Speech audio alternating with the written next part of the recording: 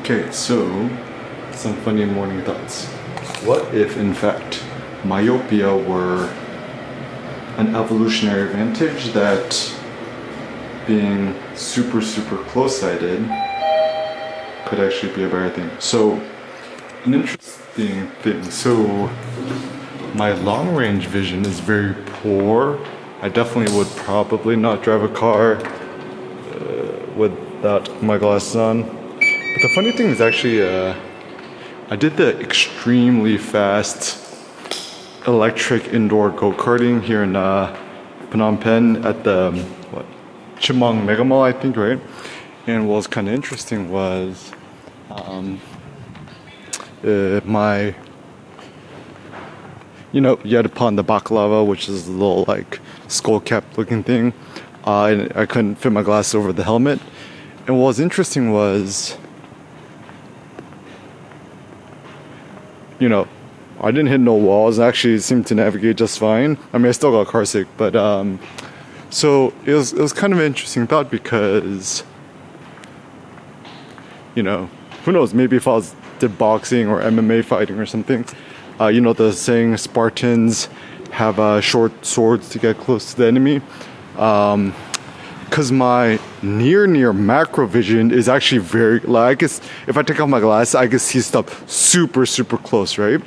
And actually having myopia is interesting because it actually helps you focus. I mean, the downside is I forgot my glasses in the other bedroom. But I can't see random sharp stuff in the streets, so that's probably not a good thing. But for the most part, I can see corners and edges and stuff, right? So I mean, I don't recommend doing this, but even as a street photography exercise, if you have myopia, you wear glasses. I almost wonder if spending more time not putting on your glasses and just walking around. I mean, try to do it safely, obviously. I'm gonna go to the mall or something, right? It's actually an effective way to train your eyeballs and your visions.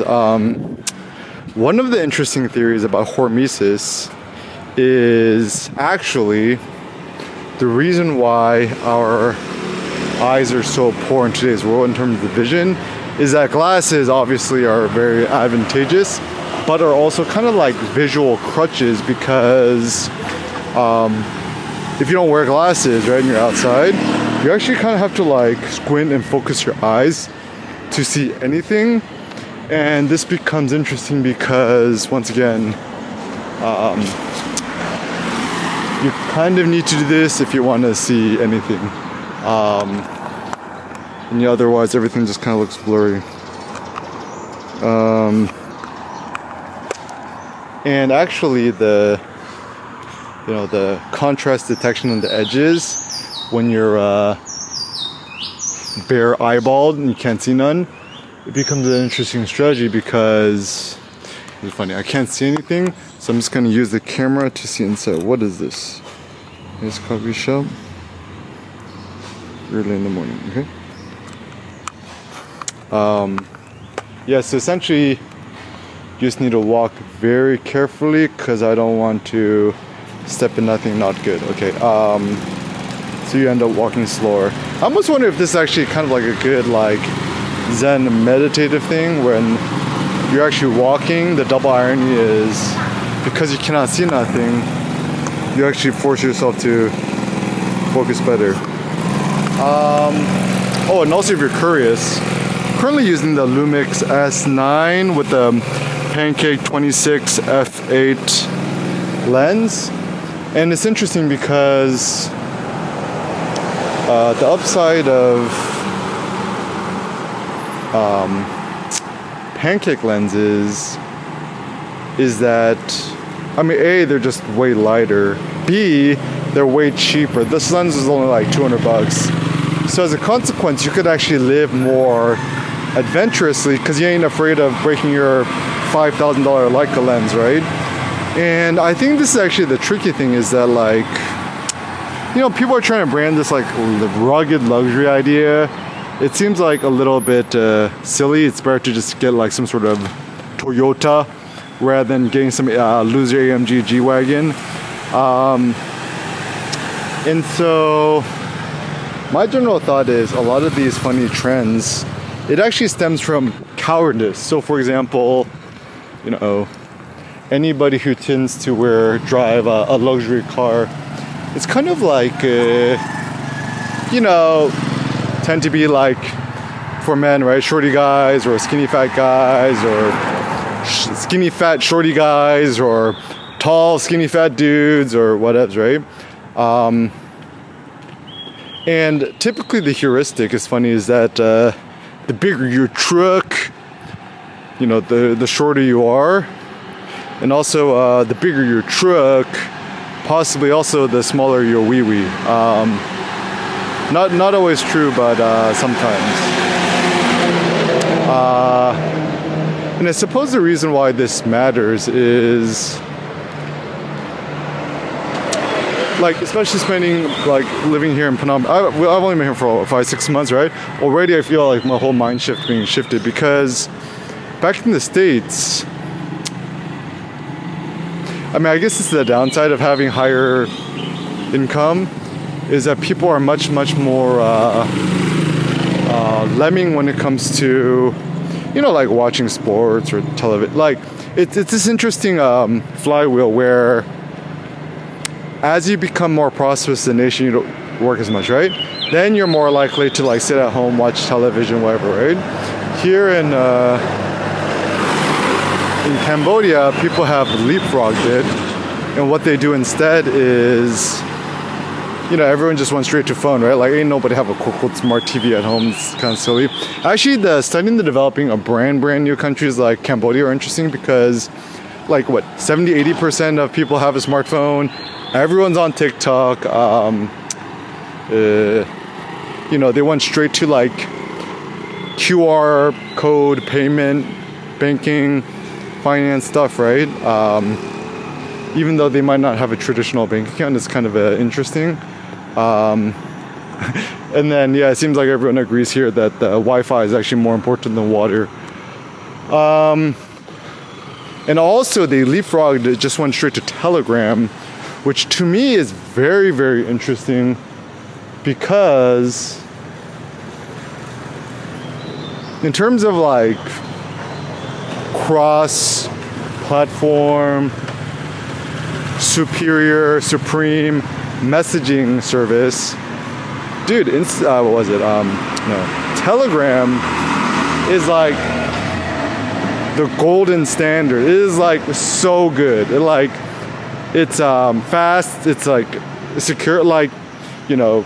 And then I think what's interesting, because it is fully encrypted and, you know, like decentralized or central, whatever, right? But like, you don't have to worry about government spying on you or anything, right? So then people can speak more freely and whatever, right?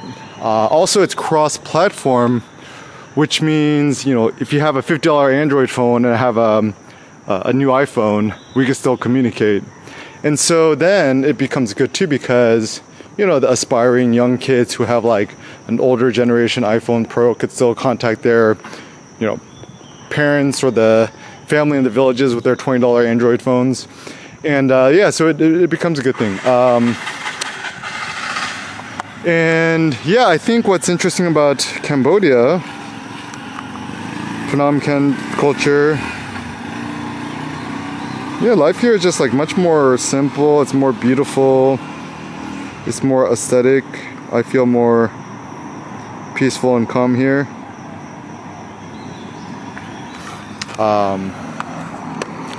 Also, some interesting thoughts. So the first thought is, yeah, I mean, like, I'm definitely way less materialistic here, because A, you know, like, we're kind of living in a tiny apartment. B, everything is kind of like transient right now, which means there's kind of a structural reason to not accumulate nothing, because it's going to physically weigh you down. The only thing you should ever be accumulate, honestly, though, in the first place is Bitcoin, because it is cyber weightlessness and worth everything in the world. Sailor has a good saying, right? I only buy Bitcoin with money I can't afford to lose. right? And if you think about like Bitcoin as true digital cyber energy and power, and you could own 1/21 millionth of all the power of the human race generation into the future moving forward, it's pretty obvious. Like, you know, the premise of the internet was interesting because it's open and free, which is good. But if I could tell you that there was a hard-coded limit to the internet, and there was only 21 million chunks of the internet forever, right? And you could get a piece of the pie today for only like 100K, or you could buy a portion of it. You don't have to buy a full Bitcoin, right? You could buy a few hundred Satoshis or whatever. Would you do it? Yeah, so it's pretty obvious. And I think it becomes even more obvious once you have a child, because the reason why people are happier once you have kids is because you have like a bright future of it. Like, it's so obvious. Like, you just know, you think about your kids, because when your kids have kids, and then your genetic legacy will last forever. And typically my heuristic is I try not to trust single childless men too much, because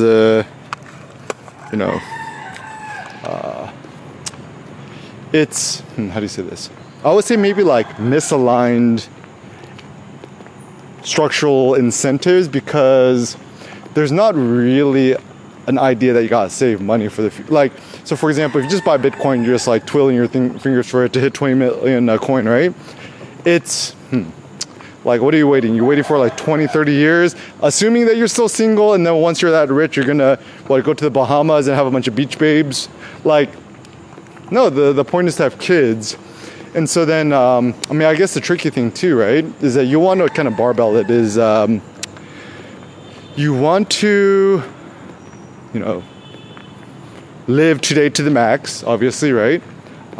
Just come to Phnom Penh. And also you want to save and stack Bitcoins indefinitely for the futures. And it just, the reason why it makes so much more sense to me is it's all about ratios and leverages. So for example, I think the reason why so many Americans are miserable is the fact that, like, what's interesting too is, in terms of the leverages and the ratios, even if you earn a good salary, living in America is actually very, very difficult, even for the rich, for the poor, like, it's difficult for everybody. And it becomes like this kind of class warfare in which all the classes are trying to fight, right? But then again, everyone just like peasants from a different feather, all fighting for the same scraps. And the real culprit here is probably like inflation, fiat currency, whatevs, right? Trump increasing the debt ceiling, not a good idea. If you know that Trump is agreeing with Elizabeth Warren on something, it's definitely not a good sign. But it's actually funny though, because I guess also the good thing is the president is open-minded, because him and Elizabeth Warren are antipodes. But if they agree on something, I mean, like hats off to him, right? But anyways, I think also the reason why talking about politics is a bit simple,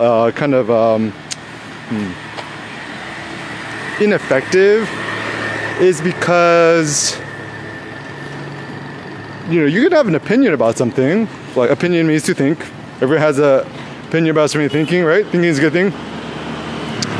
But it only becomes important when your thinking manifests into some sort of action or activity, which ultimately should benefit you. And so my thought is exploiting ratios, leverages makes sense because you just prosper and thrive, right? Assuming you have kids or a family, whatevs, right? You're thinking about having one. I mean, the simple thing is, the most virtuous thing you could do is, like, give your kid a better future than you did, right? I think it is the aspiration of every single parent to provide a better future for their kids than they themselves had. My simple rule to parenting is very simple. Don't do nothing to your kid, or try to do onto your kid that which you wish that your dad or parents did onto you when you was a kid. It's pretty simple, right? I mean, the first one is just like, when you go home, just turn off your iPhone Pros, the secret handshake, turn it all the way off, put in a drawer, turn off your iPad, turn off your laptop. And obviously you're going to be less productive.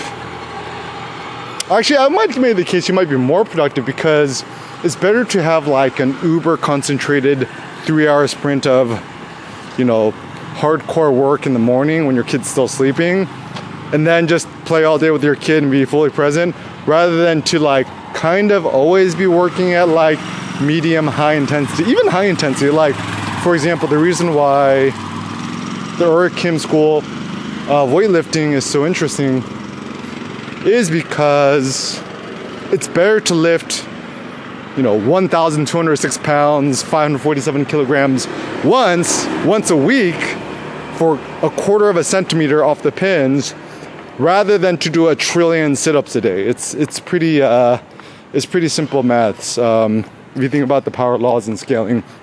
So similarly speaking too, right? Rather than working at like a 90% intensity all day, every day for like years on end, you're obviously you're gonna die, right? It's better to work 180% for like 2 hours in the morning a day, and then just like chill out and be like super chill for the rest of the day and just walk around, enjoy the sun, talk to people, right? Without any sort of economic utility payoff, rather than to just always be working. Death from overwork is a real thing. So this becomes interesting because it kind of rewrites all the rules of conventional wisdom. Typically anything conventional is not good. Conventional is not good. Conventions are not good, right? Like conventional deadlift off the floor. I was doing some research about this. It's kind of interesting. The only reason why it was like 18 centimeters, whatever, off the floor, is they designed the size of the Olympic plates or bumpers to prevent failed clean and jerk Olympic lifts above the head, so they don't just decapitate the participants. So it's arbitrary because, think about it this way. If you're like 4'5" and you look like a mini Arnold, right? Certainly you're probably going to have a better advantage in terms of deadlifting off the floor than you did if you were like 6'7" and you're trying to deadlift, and then with really okay, imagine this, right? Imagine if you're 6'7". Okay, I'll use a more extreme example. Imagine you're 7 feet tall and you have like dinosaur arms, right? Like T-Rex arms, like super short arms and really long legs, and you're trying to deadlift all the way from the floor. Like, this is silly. Like, and then you're trying to competition's also for losers, because the reason why competition makes no sense is essentially it's a procrastinating bed. Like, all these other dudes are on steroids, and you're trying to prove yourself or your worth to the universe or whatevs, right? Through doing some sort of silly movement, which is, it kind of really makes no sense. And I think structurally the only reason people do it that way is it's simple, because like not everyone has access to a rack that could withstand 2,000 pounds. But actually the truth is, even most commercial gyms, Hammer Strength, Life Fitness gyms, right? These racks are actually extremely heavy duty. I mean, and then people bars are gonna break. They're like rated to at least like 2,000 pounds. And to my knowledge is, I don't know nobody who's rack pulled as much as I did in a non-competitive setting, right? And also think about it this way, right? Let's say I'm gonna try to attempt some new world record, right?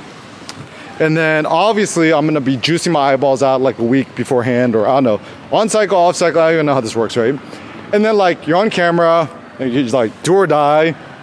You gotta perform for the camera. And performing for the camera in front of a live audience is not intelligent, because once again, what if Hafthor, had like a newborn baby, and he was up 9 hours last night, and he only slept for 30 minutes. Probably not a good idea to attempt a new world record if he didn't sleep the night before, right? Or even if he slept in a hotel room. What if he's just nervous, he couldn't sleep, right? And so the upside of just training for yourself at your own pace is that when you're training for yourself at your own pace, the intelligence is that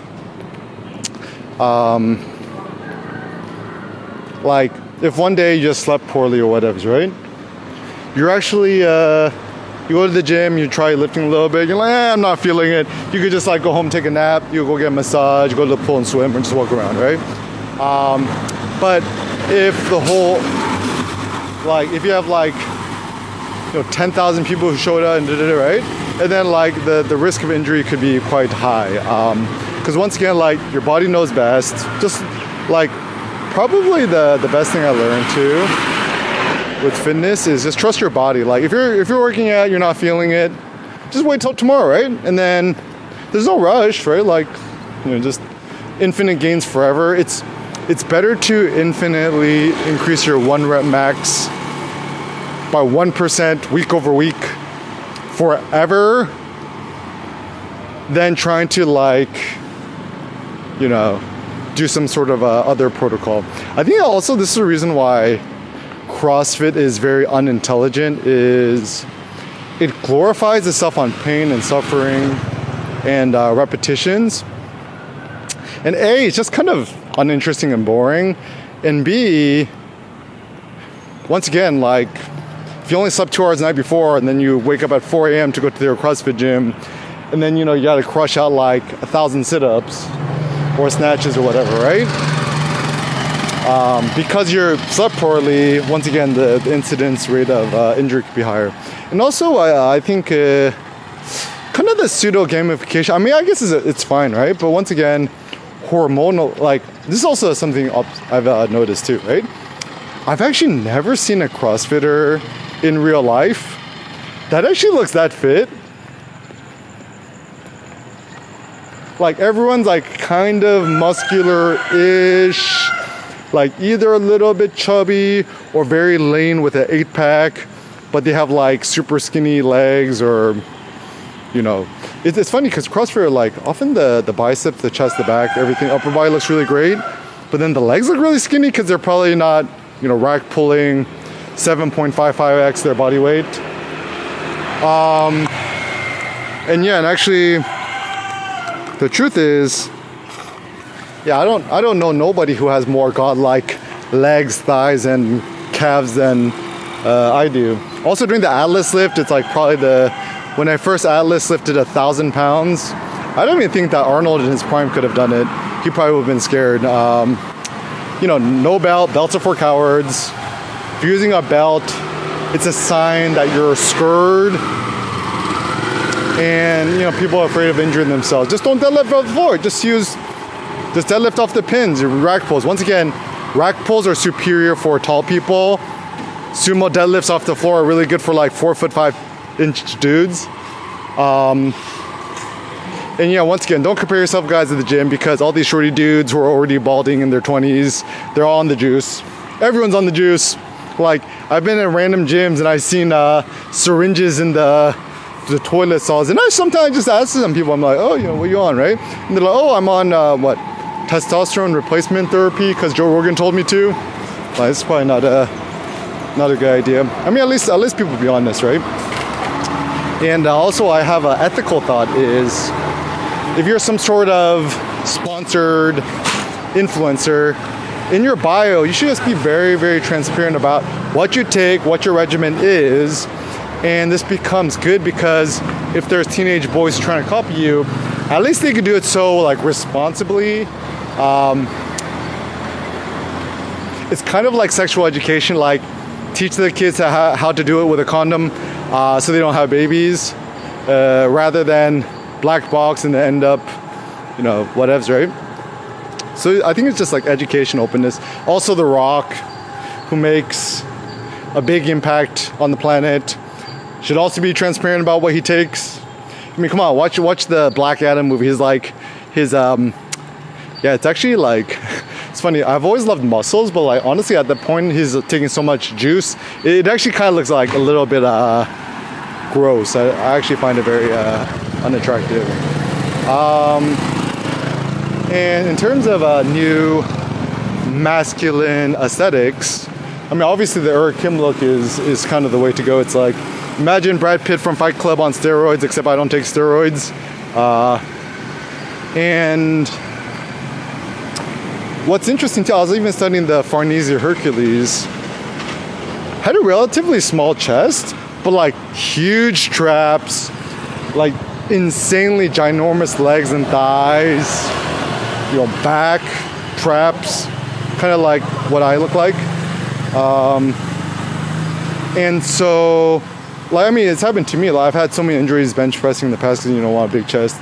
But like, once again, like, it's like, I mean, you can keep benching if like you love it, but then, you know, it's like, if you don't find it that interesting, like another tip I have with weightlifting and fitness, don't do nothing that you just personally don't find that interesting. Like, if it looks uninteresting or boring, just don't do it. It's okay. You're not, you know, and so I think also culturally the problems in America is there's too much, like, I call them like form Nazis, where, you know, they're essentially giving fellatio to some sort of abstract notion of proper form, but it's like for the sake of what? For injury prevention? I'm like, no, you don't care. Like, why would you care if a random person get injured? Like, you don't care, right? If anything, people always ask me, like, oh, be careful. I'm like, You just want to see me get injured, right? And it's funny too, because like, I've witnessed this, like, you know, I was at Gold's Gym. I was at Gold's Gym Venice. It's kind of like the funniest place to do your ultimate campaigning, because at Gold's Gym, you know, the quote mecca of bodybuilding, what is, right? There's kind of how do you say this? It's like the ultimate comedy show. Like, you know, I've mastered the 330 pound golden dumbbells. You can just watch the videos. And once again, everyone's on the juice. Like, it's crazy. Like, telltale signs. If they're really red, if they're really bald, and red, if they're shorty guys, really bald and red and really buff, yeah, it's pretty obvious. Or like, even dudes who have like a lot of acne, or dudes who told you they got a lot of injuries. It's interesting too, because like steroids, if you get injured, like Kobe Bryant or whatever, right? Obviously they're going to be putting steroids in your ligaments so you could heal faster. I mean, I think that was the original purpose of steroids, I think. But the reason why all these dudes get injured in the first place, once again, basketball, not a natural thing. You know, people are gonna get injured because that's just kind of the nature of the game, right? I mean, probably better that basketball players do like an hour of mandatory yoga or jiu-jitsu or some sort of training. Oh, and also I was thinking too, the hormonal response you get from a 1 rep max rack pull, you know, I essentially feel like a god. Certainly that confidence will help me in any case scenario, right? Like, if it was life or death matter involving Seneca or Cindy, right? I'd probably be able to rip out or eat somebody's liver raw, just like Achilles from the Iliad. I'd have no problem with that, right? So yeah, I mean, granted, that's not something I want to do, but if you have to. But for the most part, you know, real reality, 100% of it is peaceful. Even the unpeaceful people, they're all the weirdos tucked away somewhere. Even the weirdos, this is also another intervention, all the weirdos too. Even the weirdos are rational. The only people who are not rational are like the cracked out homeless people you see in LA, like on the streets.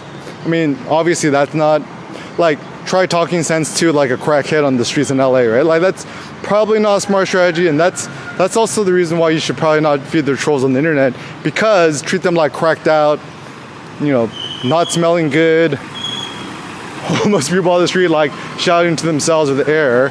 That's like some people on the internet, right? And also another thing too, I'm like kind of convinced that 100% of the things on the internet are just like AI generated bots now. So one should not read nothing that nobody puts on the web or ChatGPT anymore, because it's all fake. It's all fiction. I I mean, fiction could be good if it's creative, right? Creative fiction. So I think maybe the best way to think about ChatGPT, AI, whatever, it's all creative fiction. Even the funny thing with, if you're watching Prawn, right? You're seeing people do it, right? Okay, question. If you do it in real life, do you have the lights on at like 10,000 lumens? No, you do it in the dark typically, right? Do you do it on the kitchen table? Unless you want to stab yourself, probably not. You're going to be in bed, reclined, whatever, right? And also, don't forget, like, the ultimate reason we do it is to have babies. I actually had a funny thought. It's like, okay, this is a new heuristic. You either raw dog it or don't do it at all. Either be a Zen Buddhist monk or a Spartan monk or like a modern day warrior. Right? Or you do it without protection because, I mean, honestly, like, think about it this way.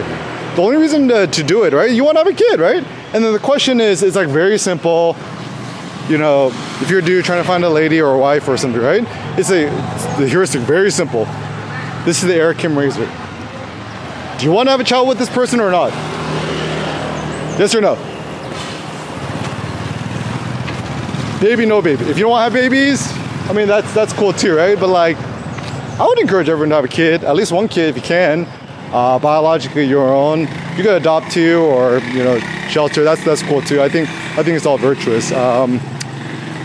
Because I think the virtues of living beyond yourself. I mean, A, it's gonna make you happier. B, it's also interesting too, because like honestly, once your kids are in school, like you have your cool independence back and you just do whatever you want while your kid's in school. So like there's kind of I don't really think there's any downside to having kids. I think it's like the ultimate Archimedes leverage to your life, at least 1,000x leverages in terms of your happiness, well-being, individuality, whatever, right? So next steps, Eric Kim rack pull challenge. Go to the gym, find a pin height which is comfortable for you. I put the barbell pretty high up. I'm like pretty tall. I'm like 5'11", 180 centimeters. I try to put it a little bit lower than my hip joint socket, right? And when you're doing it, right? But once again, the heuristic is very simple. All you have to do is lower the range of motion, increase the weight. And you keep playing with the leverages until you find something that like feels right. And once again, everyone's body different, guy, girl, hip, arm, joint, leg length. I really think there's like zero reason to deadlift off the floor, to do squats, like acid, like none of it really makes sense. Cause like, okay, so some thoughts, right? Maybe Eric Kim, like maybe I'm just gonna rebrand myself as a bodybuilder, not a powerlifter, right? If you want insanely massive legs, you just do an Atlas lift. If you get 1,000-pound half lift, Atlas lift, you're gonna have massive thighs like I do, right? If you want an insanely godlike V-taper back lats that look like armored plates, like my back, just watch my back flex videos, right? Rack pull, even the bodybuilder Jay Cutler says that, right?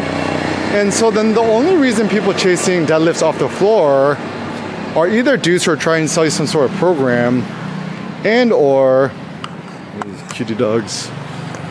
Don't trust them though. Trust the dogs on the street. It's funny, I don't really care for dogs so much, but then these ones are so cute. Look at them go, look at them go. And so where should we go, guys? They're trying to sell your program or like, I don't know, just a bunch of like unoriginal lemmings. Deadlifts from the floor are for lemmings. The real GODS, we do rack pulls. And I'm sure like within the next 5 years, I'll probably discover a new type of lift. I haven't discovered it yet. Every time you're kind of stuck somewhere, you hit a plateau, that's always a good way to re-innovate and rethink and reconsider. But think different, think beyond, and just invent and innovate.